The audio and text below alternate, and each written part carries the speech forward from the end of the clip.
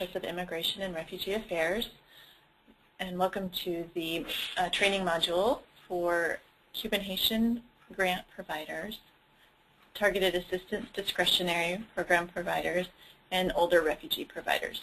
At this point, you should have already watched the general overview an overview of the entire RDC.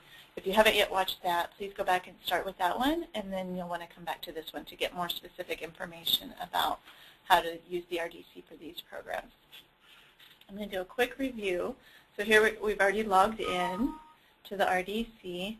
If you're wanting to enroll a client in one of your programs, you would search for the client here. If it's somebody that's already active in the RDC, if it's a new person, you would start over. We'll use somebody who's already been entered, already has an intake in here. So in the general overview, we did Elba Morales, so she's already set up. And just a quick reminder, you would always, before you can enroll somebody in a service, you have to do intake page 1. So this is intake page 1, you enter all this, and then you save it, and that will bring up the second tab, intake page 2. And once you've entered that and saved that, then it will bring up the service tab. And so that's where we're going to start right now. We want to, okay, so the difference between, a lot of you maybe work with some of the refugee social service programs, and you're familiar with how this works, how the RDC works for those programs. You have job placement services, or you have English as a second language services. But what's different about how you're going to do it for the Cuban Haitian, the older refugee, or the TAD programs is that those programs are generally kind of a comprehensive set of services, where you're doing multiple services. Like you're going to target clients who need assistance with job placement. You're also offering ESL classes for that same client. They might need some case management services. You're kind of doing a whole comprehensive set of services. So in order to track that in the RDC, you're going to have to enter them in each of those services. There's not just a screen that you go to for older refugees, or a screen that you go to for Cuban Haitian. You have to log them in each different service that they're receiving. So I'll just give you a brief overview of how that works. Looks like this client's already been enrolled in job placement, so I'm going to find somebody else. Hold on. Oh, so is this one. And you'll want to watch also the training modules that we have on job placement services to get more detailed information. Because the job placement screen and all of the screens are the same for each type of service. So you have the ESL service, you have job placement service. The screens that you see on your computer are going to be the same, but they're going to be attached to different grants. So when if you're doing job placement for somebody who's enrolled in the Cuban Haitian program, it's going to look the same as when you're entering a different client in the Refugee Social Services job placement grant. So you just have to make sure that you're logging it in the correct grant. So for example, look at this guy. So he is already receiving job placement services under Refugee Social Services. But let's say that's ended, and he's not enrolled in Refugee Social Services now. He's still struggling. He needs some additional help, and he's going to be enrolled in the Targeted Assistance Discretionary Program, the TAD program, and for continued assistance with job placement services, maybe enroll him in some ESL classes. So we are going to look for job placement under, and so you'll see here that the first part is the grant. So here we have TAD. The second one is older refugee, and then we have Refugee Social Services, RSS. So we want to look for the TAD job placement screen. So here's TAD job placement. So you would click on that. It should bring it up here. You have to click on Add New Service. Okay. So, and here you'll see that right here it says Targeted Assistance Discretionary Grant. Right.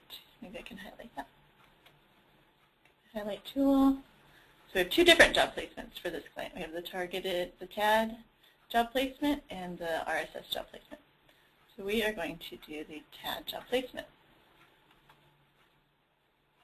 you click on this little light bulb to enroll him in that. And now you have to assign a case manager. And you'll see here there's not a maximum service date. Normally this would auto-populate. As a lot of you know, the RSS programs have a 5-year limit, but the TAD programs, those vary depending on the grant year, and sometimes there's not really a maximum service date, so that will be open-ended. That's why that field exists. And we're going to do a service start date. Let's say he started, I'm not sure when this client got into the country, but I'm going to try to do something here in April. So he enrolled into the job placement program in April. And then you hit create, and that will bring up the next set of fields that need to be filled in. So the first step is that you're going to enter the employment and add an employment plan. And again, you'll want to go to the job placement training module to get more information. That one was created by Patrick Randall, and he will give lots of great information about what belongs in these fields, kind of from a programmatic perspective. So you would do the employment plan, and you'll notice up here there's 2 tabs. So the first one is assessment and planning, so you're just getting an idea of what their work history is, and then you're going to, the next step then would be to go into the referral and placement tab. And again, you have to assign a case manager and create. And then that brings up the next set of fields. And this is where you're going to enter any referrals that you have, that you refer them to different employers. If they got hired, you're going to enter the job start date, all of that information. And then down the line, you're going to do the 30th day review, 60th day review, all of those. And you actually only enter a date in those fields if they are still working on that date. Otherwise, you'll leave that blank. And you'll see here along the way, you'll always see these little help buttons, the blue button with the question mark. You can always click on those, and it gives you more information about what we're looking for there exactly. So here it says if client is employed on the 30th, 60th, or 90 day, enter the date in this field. And if they're not employed at that time, leave it blank. So you would enter that field. You can enter more than one referral. So once you've done one, you'll hit create, and then you'll do add new referral up here. And you'll see that it will keep track of those up here. And so if you want to go back and forth between the different modules, it'll say 1 of 1 or 2 of 2, and you can find the different ones that you're looking for. So that's basically a job placement one. So let's then say that this client also is enrolled in ESL services. So you'll go back to client services here. We want to set him up with some ESL services. So we're going to look again for the TAD grant. TAD, and then the TAD ESL. So here we have TAD ESL. So we're going to click on that and click Add New Services. And again, you click on the light bulb to go into the actual screen where you're going to enter the information. And you have to assign a case manager each time. So that's either you, if you're doing your own data entry, or somebody else would indicate who the assigned case manager is. Again, there's no maximum service date for these discretionary programs. But you will see that auto-populate sometimes in other types of grants, or if later down the road there are required end dates, we'll put that in there. And we would do that on our end here at HHSC. So we're going to enroll this person in ESL back in April. And you hit save. We'll bring up the next set of fields to fill in. And this is where you can add the type of class. So normally, so here's a good teaching moment here. Normally you would click on this arrow to see a list of classes that are offered at your agency. Currently we don't have any set up, so you would have maybe learned this in the general overview about how to enter services under the admin tab. So you go back up here to the admin, and this is where you have to do all the background work, where you set up all the different classes, different employers. You can do interpreters. It's not something that we require, but we added that as an extra tool for you guys to use if you want to keep track of your interpreters. And then group activities. So here we're going to add a new class. So I'm going to add a new class, and we'll call this one you know, beginner level. Okay, and you have to assign it to which program and which grant that belongs to. So that's for ESL for the TAD program. And you have the option to put in the location and the instructor. Those are not required fields. And then the start date of that class. Let's say it started April 1st, and it only goes until July 16th, for example. And then you hit save. Okay, so if you wanted to, you could add several classes here, get those all logged in, so that then when you go back to the client screen, those are available for you there in that drop-down. So now that we've done that administrative side, got all that set up in the background, now we can pick the class that this client is enrolled in. So Jamie Sedaris is going to be enrolled in our beginner level class that we offer. You pick the date that the client starts the class. That may be a little bit different date than the date they are enrolled in the service. Okay, so he's enrolled in April, so we'll say he started the class a couple days later. Enter the date they took the pretest. Let's say the day before he started class, he took the pretest. And you'll enter the score. And you'll see over here again, there's this help button with question marks. It'll tell you what the different scores, how that translate to the level. So let's say he's going to be low beginning. So we'll give him a score of 402 is what he scored on his pretest. You'll notice that that will auto-populate this field here for you. So he's a pre-level 2. So that helps you determine what class he's going to be placed in. So you save that. So now this client is receiving job placement services and ESL services under the TAD program. And you could do any number of services depending on what the makeup is of this program. He might need case management services. He might need, what else do we have? We could do under TAD, job readiness, training, life skills. There's all kinds of things like that. If you're doing the older refugee, there's the citizenship screen. We'll go over that real fast. Let's do that one. So we're going to enroll this client in the citizenship program.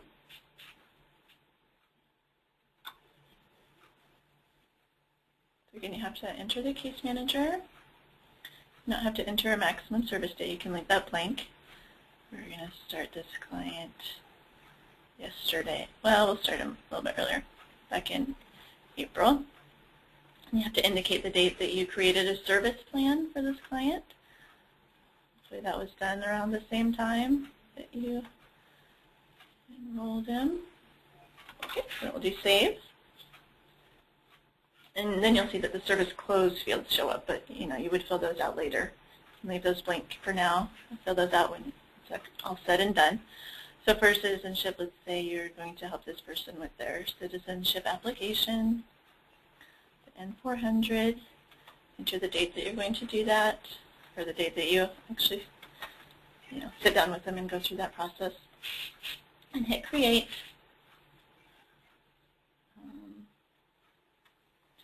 It'll add new lines for each activity. You can create new ones, as many as you need. Your drop-down options here are USCIS interview, other, if it doesn't fit any of these other categories, follow-up, biometrics appointment, and adjustment application. Now the only two that are really going to be required by us here at OI are citizenship application and adjustment application. You do need to indicate whether you're helping them with their adjustment or whether you're helping them with citizenship. The other ones, you can choose to use those if that's helpful information for you. I know a lot of programs already have, a case management tracking system for their immigration programs. So really you just need to indicate which type of application you're doing and the date that you did it, and that will be logged there. Then once they are approved, you'll want to say that they were granted citizenship. You'll have to enter that up here before so you can close them out.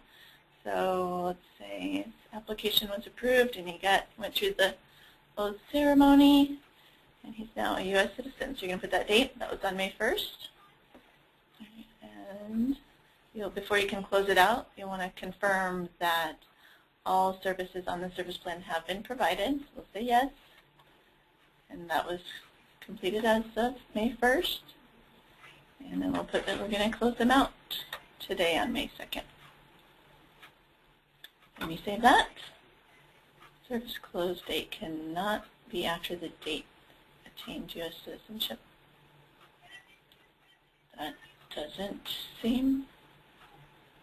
That seems like an error, so I'll bring that up with our IT people so you can disregard that, but sometimes you'll get these error messages. Hopefully you won't. If you ever do, please feel free to contact any of us at OIRA, or you can also, we have set up the email account for all RDC issues. That is OCS, as in Office of Community Services, so OCS _ Refugee Data Center, all spelled out, no spaces, _ TA, as in Technical Assistance, at hhsc.state.tx.us. And that will be available under the Contact Us link in the future. I don't think it's there yet, but we'll have ways for you to get in contact with us. If you're having problems, you're not sure what to enter into a field, or if you have any problems like this, you can always contact us. Okay, so that's basically a general overview of how that would work for the discretionary programs that we offer. But please do also watch the training modules for each specific service, such as job placement. You'll get a lot more helpful information from those as well from the program specialist in those areas. Thank you.